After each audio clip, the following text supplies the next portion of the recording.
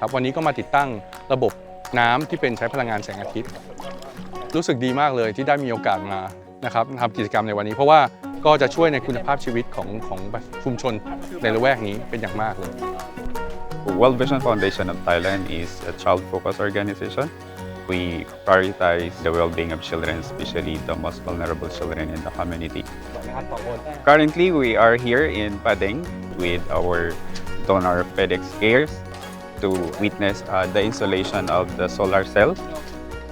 Basically, this will help this community to pump clean water and safe water will be able to reach the families, especially the children experiencing lack of access to water. สถานการณ์ของระบบไฟฟ้าของตำบลปะเด็งเราเนี่ยตำบลปะเด็งเราถือเป็นตำบลที่อยู่ปลายสายของการไฟฟ้าดังนั้นการที่พลังงานจากสายกระแสหลักเข้ามาถึงตำบลเราเนี่ย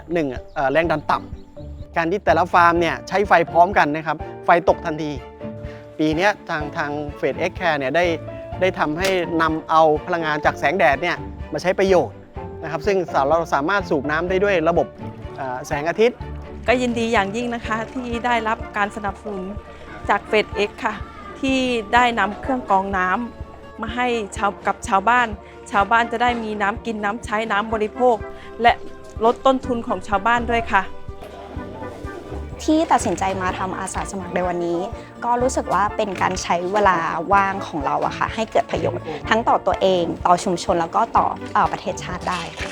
It's important for companies to be part of the solutions.